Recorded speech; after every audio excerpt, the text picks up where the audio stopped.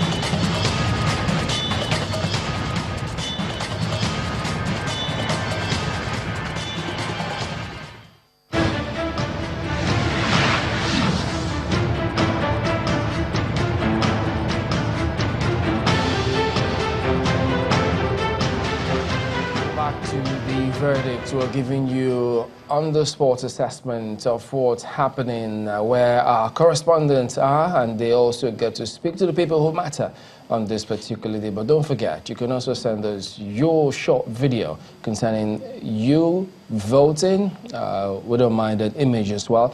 But don't forget to stay safe, stay away from unauthorized areas in those voting points when you do get there. Well, now we've been joined by Wale Ogunade, who is the President, Voters Awareness Initiative. Thank you for coming on this morning, Mr. Ogunade. Thank you for inviting me. How aware do you think the voters are for this election compared to previous ones? Yeah, well, the level of interest is higher than previous elections. Build up to these elections have been so intense, so great, and of course, with less acrimony, the number of incidents of violence is not as high as it was in the previous election. And of course, the level, the information, the way people have gone, and the way some of us have gone around interacting with the people, to me, the number of people that will be involved in the process will be much higher, and that's in terms of voting. What do you think informs that? Social media has played a big role. Programs, the morning shows on television, awareness programs on radio, generally. And I'll use this time, I hope somebody is listening, that the National Orientation Agency should wake up. But again, that's, by the way, I guess it has sent a message, because they have gone to sleep.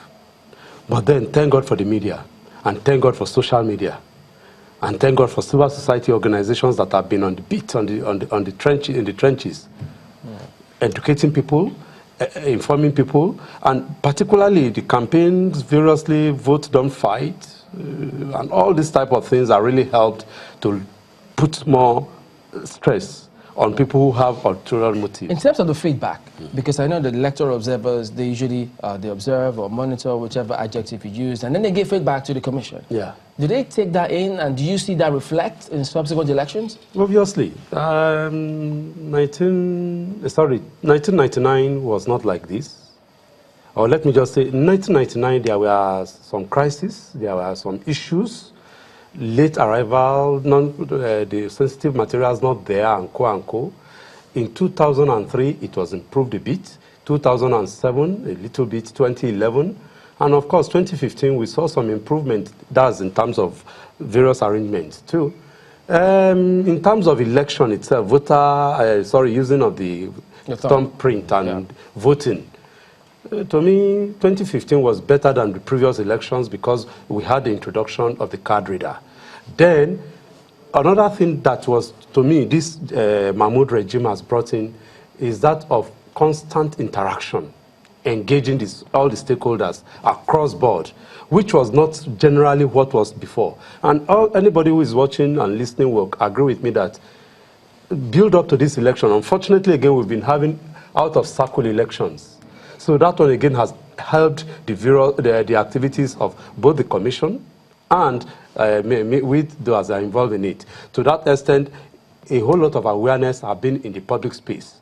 And of course, before the elections too, there have been issues of educating people. And don't forget, one thing that I will give to this commission, this current one, is the activation of the continuous voter registration, where people were busy voting throughout. Yeah. I guess the window was closed some few months ago. Okay, so that's part of what's also going on today. We've brought you reports from different voting points and the personalities who are voting.